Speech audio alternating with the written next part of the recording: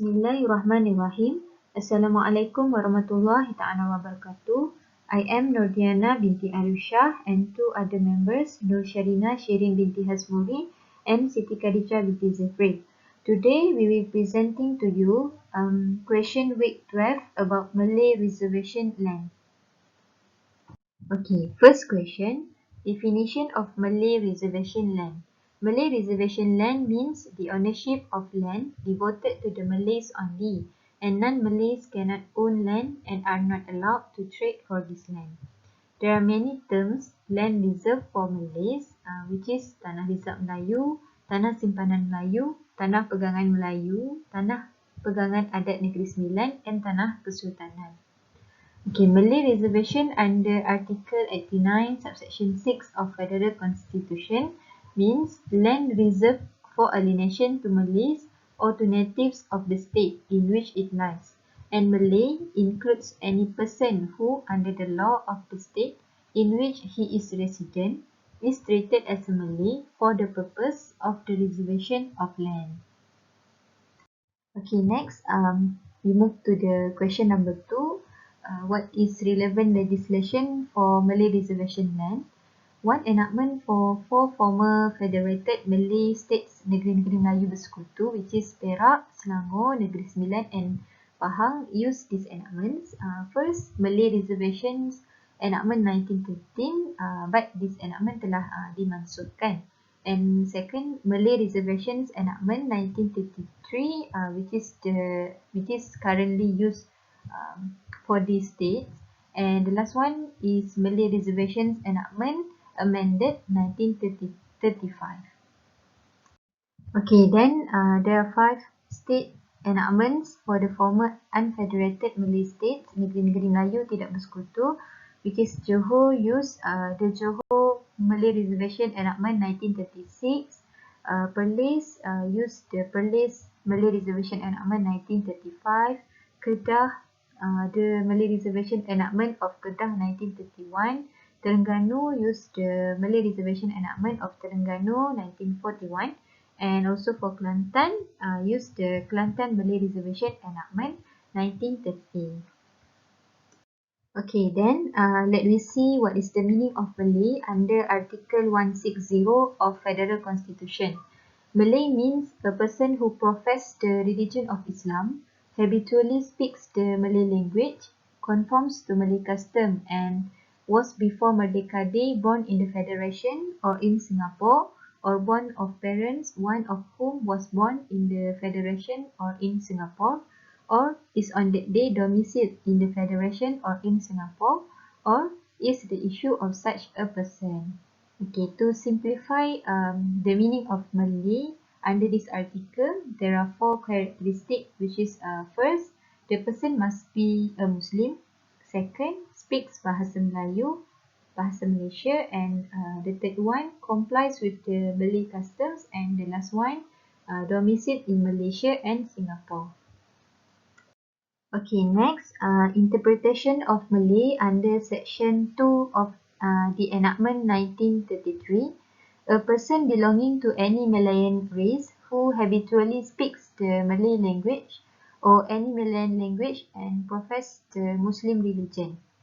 Okay, but for the purpose of Malay reservation land, the definition of a Malay will depends of the state's legislation, which is most states have its own definition and interpretation of the term Malay. For example, in Kedah and Perlis, the term Malay includes descendants of Arab, and in Kedah, ruler in council was given a wide discretion to declare any person of any race or nationality as Malay. Section 19, Kedah Malay Reservation Enactment. Okay, and then for Kelantan, the status of Malay does not even consider as the final determining factor. The law used the term native of Kelantan, which has the effect of excluding the Malays from other states from owning Malay reservation in Kelantan. Okay, then we proceed to Malay Reservations Enactment 1933. We start with section 5.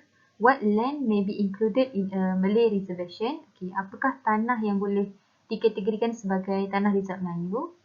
Any state land, reserve forest, reserve land for a public purpose, or alienated land may be included in a Malay reservation. Okay, 6. Section 11 of the enactment, restrictions as to other caveats. No caveat not being such caveat as is referred to in the last proceeding section against the title for any Malay holding shall be capable of registration in any land office or registry of title in any case where the caveator or in any case where the caveator is acting as agent, his principal is not a Malay. Okay, maksudnya sekatan dibuat ke atas pemasukan caveat lain oleh pengcaveat bukan Melayu ataupun wakil bukan Melayu. Okay, and then 7, section 12, restriction as to bankruptcy. Okay, no Malay holding shall vest in the official assignee on the bankruptcy of the proprietor thereof. Maksudnya sekatan dibuat sekatan serahan tanah dibuat ke atas pegawai pemegang harta yang bukan Melayu dalam urusan kebankrapan. Okay, second, section 7, restriction in alienation, iaitu sekatan pelepusan tanah. No state land included within a Malay reservation shall be sold, leased or otherwise disposed of to any person not being a Malay. The third, section 8, restriction as to transfer, charge and lease, iaitu sekatan pindah milik, cagar dan pajak. Subject to the provision of subsection Romans 2 and of sections 16 and 17, no Malay holding shall be transferred, charged or leased or otherwise disposed of to any person not being a Malay, and no memorandum of transfer, charge or lease in contravention of this section shall be capable of registration in any land office or registry of titles. Maksudnya section 7 dan section 8 ni adalah suatu sekatan terhadap pelepusan tanah, pindah milik, cagar dan pajak yang dibuat ke atas orang bukan Melayu. Okay, fourth, section 9 of the enactment, restriction as to dealings by attorney, iaitu sekatan pendaftaran surat cara oleh bukan Melayu.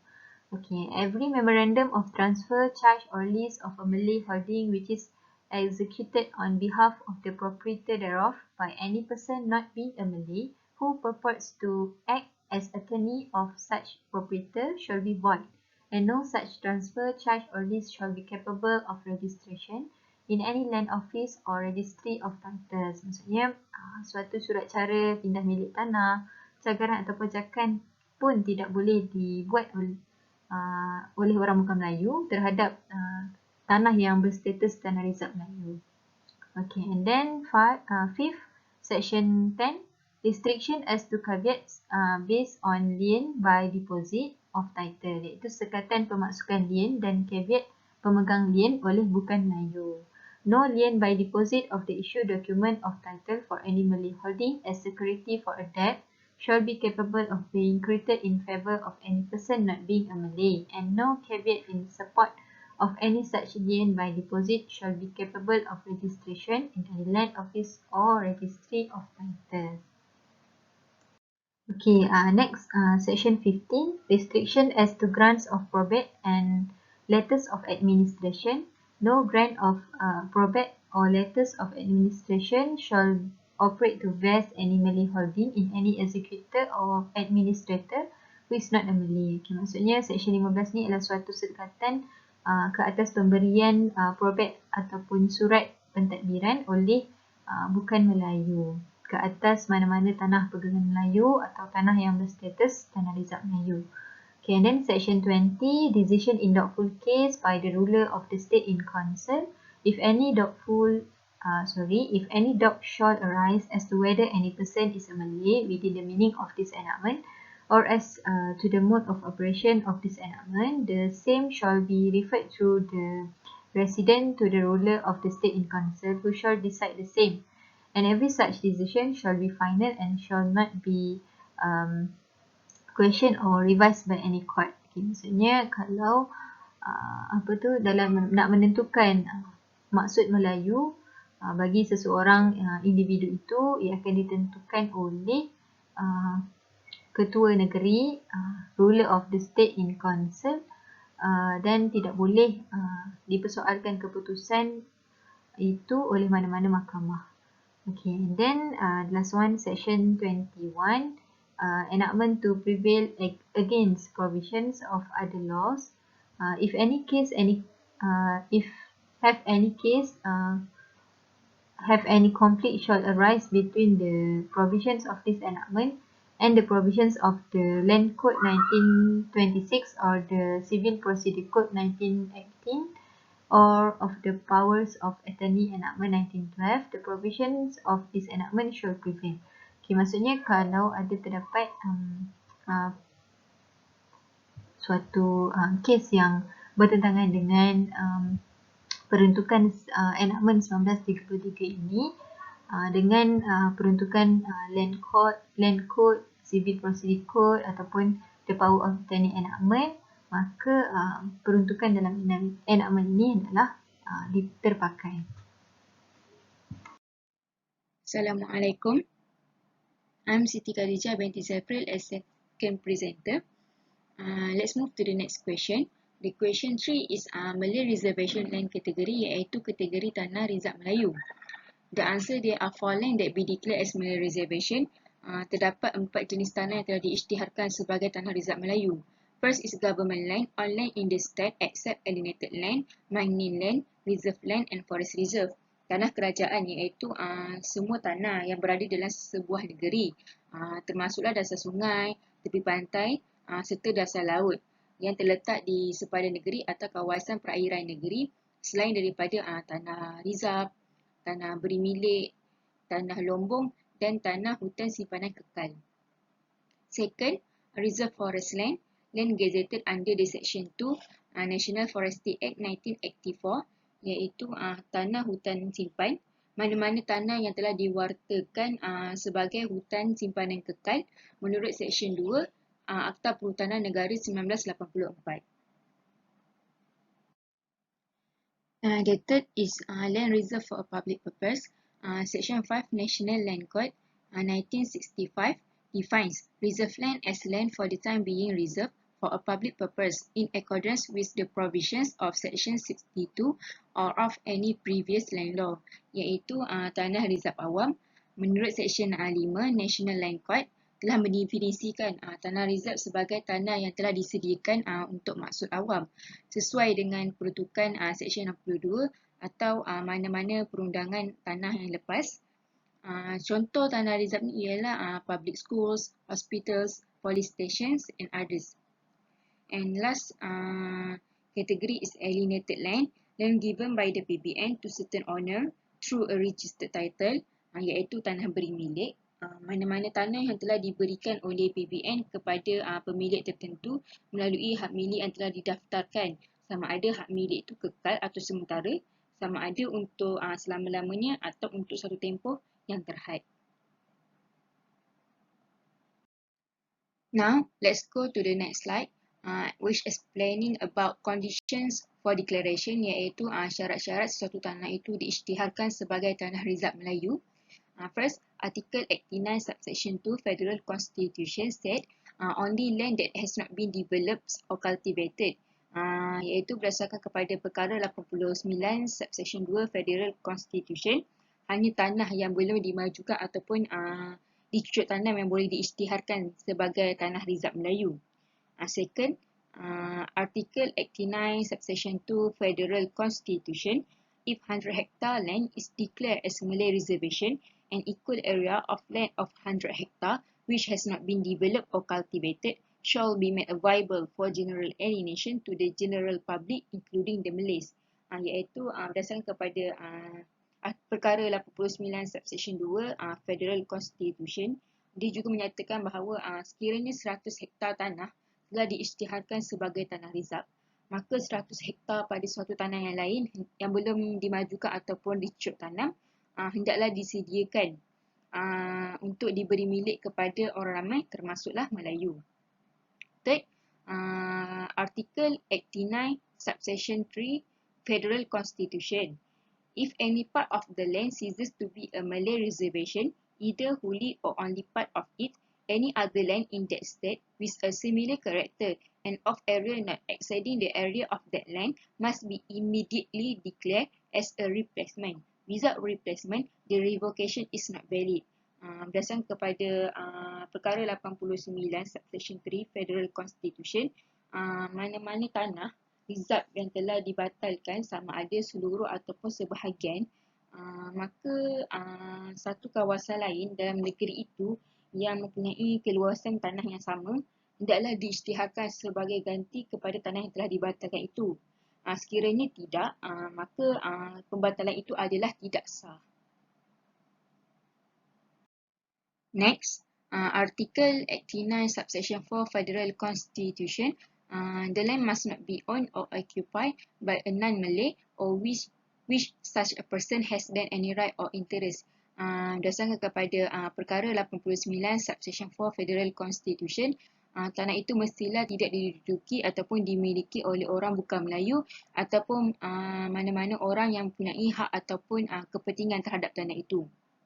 Maka tanah itu tidak layak untuk diisytiharkan sebagai tanah reserve Melayu.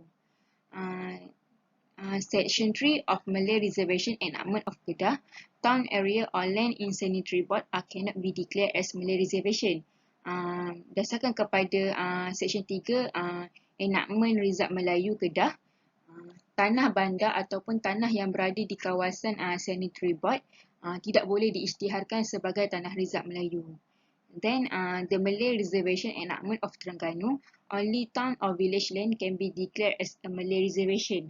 Manakala berdasarkan kepada Enactment Reserve Melayu Terengganu, hanya tanah bandar atau pekan sahaja yang boleh diisytiharkan sebagai tanah reserve Melayu. Next slide. Remain as a Malay Reservation.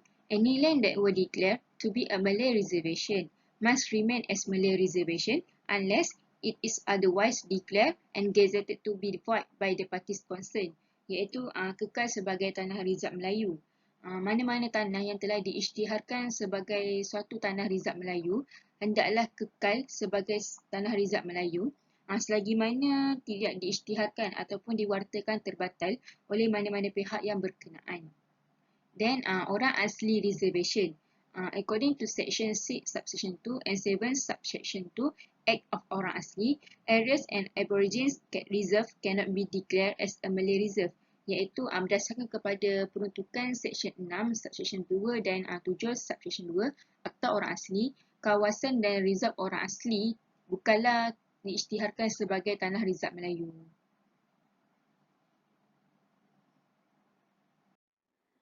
Okay, hi, I'm Nur Sharina Shirin Binti Asmuri. As the third presenter, will be presenting about the question question number 4 about this issue. Okay, solve this issue. The issue is Samad, owner of Malay Reserve Land status in Tumpat, Kelantan, had charged the land to Ahlim RM 30,000 on March 21st, 2016. Ahlim lived in Kota Baru, Kelantan. Samad on May 2, 2016 again made a second charge on Ahlim for RM20,000. Later on, 2nd June 2016, he again pledged his land to Ahlim for RM20,000. And then Samad failed to repay the loans and Ahlim acted to auction off the land to recover the money loaned to Samad. Samad, angered by Ahlim's action, said the charge was invalid and void. Furthermore, Ahlim has no right to auction the land. Ahlim met you for legal advice. Advise him.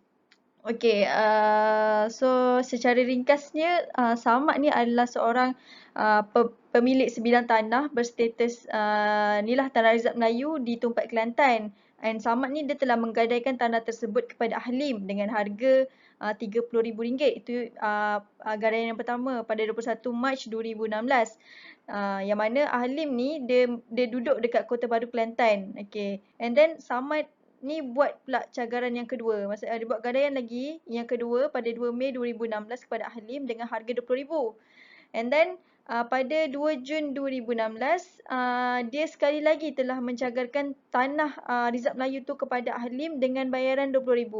Okay, and then lepas tu Samad ni dia gagal lah bayar balik pinjaman-pinjaman tersebut, dan Ahlim ni dia bertindak untuk melelong lah tanah Rizab Melayu tu untuk dapatkan balik duit yang dipinjam kepada Samad. Samad pun marah dengan tindakan Ahlim. Dia kata cagaran tu tak berkuat kuasa pun dan batal. Dan Ahlim ni dia tak puas hati, dan dia bertemu dengan anda untuk mendapatkan nasihat undang-undang. Okay. Okay, so next we will discuss about the solution for the issue. Okay, first of all, we're going to explain about the Malay definition in Kelantan Enactment 1930. Okay, first point is Malay means a person who comes from any Malayan nation who spoke any Malay languages and a Muslim. Okay, and then the second point is Islamic Religious Council, and the official assignee when acting as administrator or trustee for the estate of the deceased, which is the deceased is Malay. Okay, and then the third one is any Malay reserved land in the area can be transferred to the non-Malays only with the approval of the state authorities or the king. Okay, secara ringkasnya, ni adalah definisi Melayu dalam Enakmen Kelantan 1930. Okay, Melayu tu adalah diertikan seseorang yang berasal dari mana-mana bangsa Malayan, yang bercakap mana-mana bahasa Malayan dan menganut agama Muhammad, iaitu mestilah seorang Islam lah. Okay, dan ianya hendaklah termasuk dengan ni Islamic Religious Council tu, Majlis Agama Islam, dan yang B tu adalah pegawai pemegang harta apabila bertindak sebagai pentadbir atau pemegang amanah bagi harta pusaka si mati orang Melayu. Okey, yang ketiga ni secara ringkasnya maksud dia adalah mana-mana tanah, maksudnya mana-mana tanah dalam kawasan Rizab Melayu tu boleh dipindah milik kepada orang bukan Melayu, tapi mesti kena dapat kelulusan dulu daripada pihak berkuasa negeri atau raja. Okay, next we go through the next point of the solution. Okay, there's a few provisions that related to this issue. Okay, first point, Section 7, Subsection 1, Section 13A, Subsection 1, Subsection B, and Subsection C, restriction as to transfer, charge, and lease. Okay, all transactions and restrictions on Malay reserve land owned by the Malay share is non-transferable and charged to the non-Malays. Okay, second point, Section 13A of the enactment, any Malay reserve land in the area can be transferred to the non-Malays only with the approval of the state authorities or the king in council. Okay, and then the last one, Section 13A, subsection 3, which is this is the exception. Okay, when the Malay reserve land has been registered on behalf of a non-Malays, but the land was acquired before the existence of Malay Reserve Land Enactment 1930, he may transfer or lease land to non-Malays. Okey, di sini saya akan sertakan 3 berkenaan dengan peruntukan-peruntukan yang berkaitan dengan isu ini, yang mana peruntukan yang pertama adalah berkenaan dengan sekatan untuk melakukan pindah milik, cagaran dan juga pajakan kepada orang bukan Melayu. Maksudnya daripada Section 7.13 yang first ni, tidak membolehkan orang Melayu yang memiliki tanah Rizab Melayu untuk mencagarkan atau memindah milik ataupun melakukan pajakan kepada orang bukan Melayu. Ini sekatan lah, maksudnya memang tak boleh. Okey, yang kedua adalah berkenaan dengan Section 13 ni, adalah berkenaan dengan mana-mana tanah Rizab orang Melayu di kawasan itu boleh dipindah milik kepada orang bukan Melayu, tetapi perlunya persetujuan pihak berkuasa negeri atau raja dalam majlis mesyuarat. Okey, yang ketiga ni adalah pengecualian daripada 13A ni tadi. Section 13A yang kata orang Melayu boleh melakukan pajakan, pindah milik ataupun cagaran kepada orang bukan Melayu.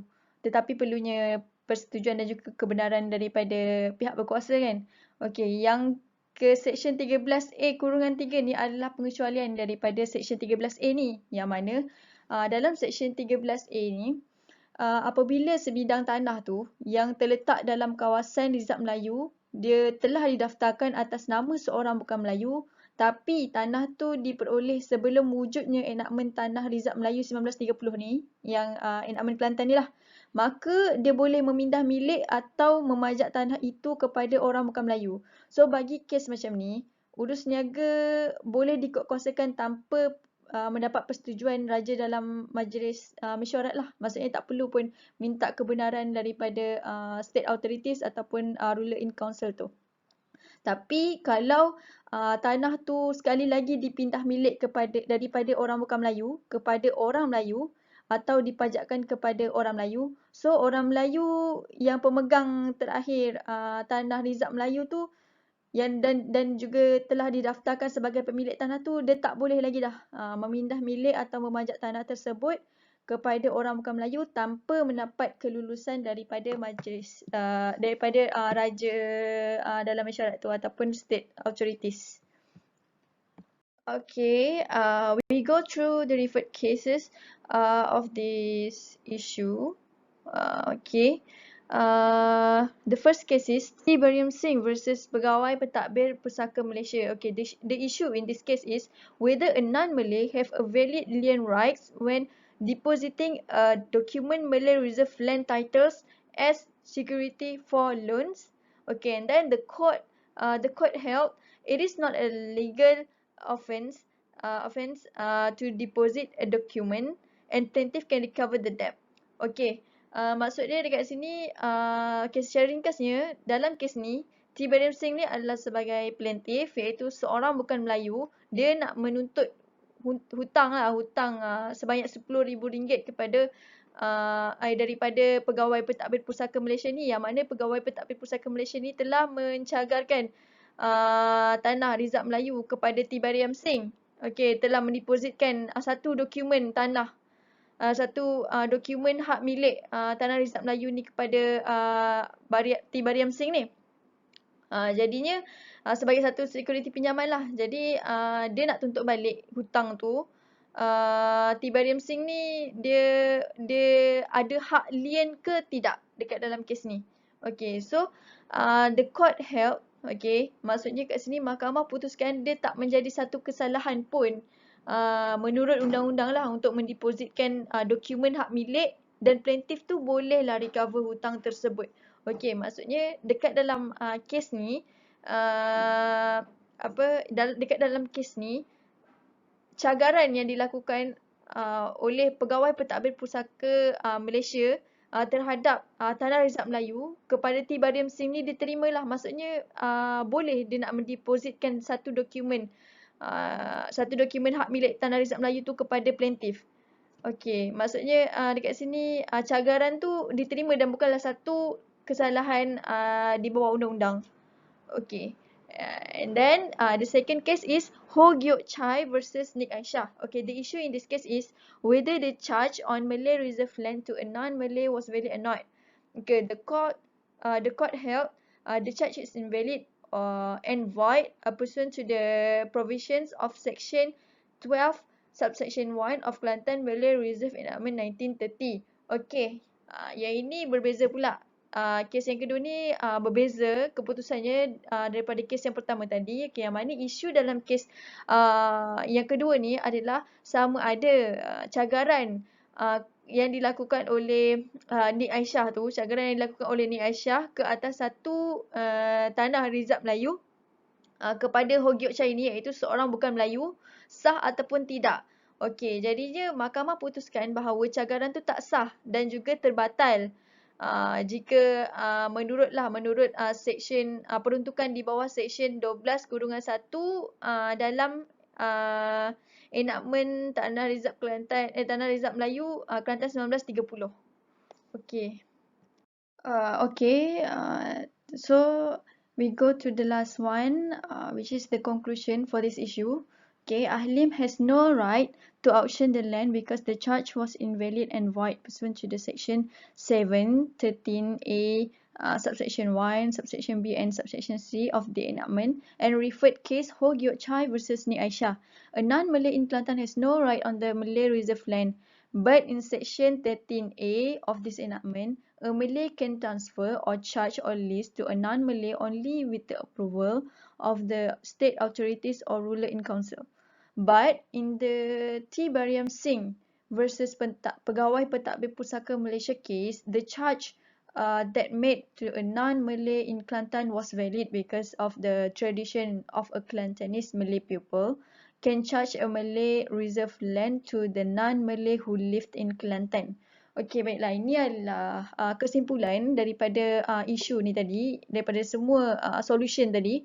Okey, yang mana poin yang pertama ni adalah Ahlim ni memang tak ada hak langsung untuk melelong tanah tersebut sebab cagaran yang dilakukan oleh Samad kepada Ahlim tu adalah tak sah dan juga terbatal jika kita tengok pada seksyen 7, 13A, kurungan 1, kurungan B dan C ni, yang mana dalam seksyen ni telah jelas bahawa memang melarang memang dinyatakan sekatan untuk melakukan pindah milik, cagaran dan juga pajakan daripada orang Melayu ke atas tanah Rizab Melayu kepada orang bukan Melayu. Maksudnya memang tak boleh.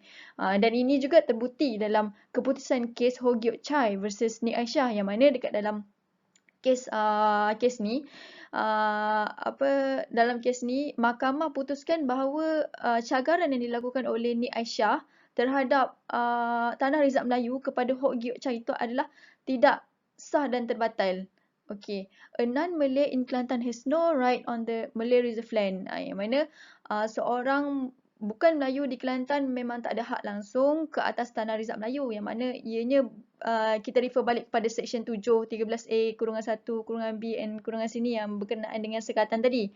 Okay, but in seksyen 13A ni yang berkaitan dengan seksyen 13A ni, seorang Melayu boleh memindah milik ataupun mencagarkan ataupun melakukan pajakan kepada orang bukan Melayu, tetapi perlunya mendapat approval lah, perlu dapat kelulusan daripada state authorities or ruler in council.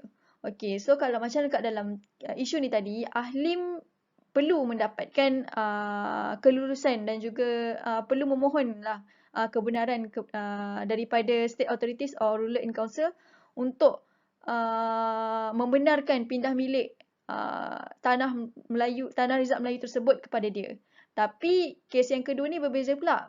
Okey, T. Bariam Singh versus Pegawai Pentadbir Pusaka Malaysia, yang mana dekat dalam kes ni cagaran yang dilakukan, maksudnya tindakan Pegawai Pentadbir Pusaka Malaysia tu yang mendepositkan dokumen hak milik tanah Rizab Melayu kepada T. Bariam Singh tu diterima.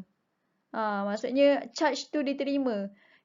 Yang dilakukan oleh charge yang dilakukan oleh Pegawai Pentadbir Pusaka Malaysia tu kepada non-Malay iaitu T. Bariam Singh tu di Kelantan diterima kerana tradisi ataupun adat ataupun kebiasaan orang Melayu Kelantan yang memang dah biasa melakukan cagaran melakukan cagaran ke atas tanah Rizab Melayu kepada orang bukan Melayu yang menetap dan juga tinggal di Kelantan. Tapi dekat dalam kes T. Bariam Singh ni diputuskan sebelum kes Ho Giok Chai ni. Kita refer balik kes yang latest iaitu Ho Giok Chai, yang mana mahkamah memang menolak dan juga membatalkan pindah milik ataupun charge ataupun lease yang dilakukan oleh orang Melayu ke atas tanah Rizab Melayu kepada orang bukan Melayu. Okay. Alright, that's all from us.